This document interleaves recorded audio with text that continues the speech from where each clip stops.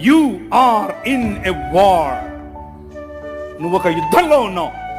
నువ్వు ఏ క్షణమైతే ప్రభు అయిన యేసుక్రీస్తుని రాజుగా అంగీకరించావో, ఏ క్షణమైతే ఆయనకు అలీజియన్స్ నమ్మకత్వాన్ని నువ్వు చాటావో, ఆ రోజు నుంచి నువ్వు యుద్ధంలోనే ఉన్నావు.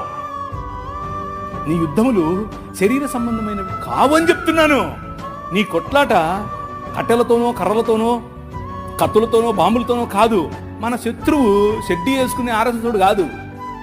నో, వాడి వెనుక పనిచేస్తున్నటువంటి భావజాలం. మన శత్రువు బ్రాహ్మణుడు కాదు, మంచోళ్ళు. ఆయన వెనుకున్నటువంటి ఆ భావజాలం. ఏంటా భావజాలం? నువ్వు స్త్రీవి, నువ్వు తక్కువ. నువ్వు ఫలానా కులంలో పుట్టావు, నువ్వు తక్కువ. నేను దేవుడు.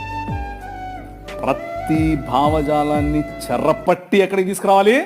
నీ రాజు కాళ్ళ దగ్గరికి తీసుకొని రావాలి. That is what you need to do.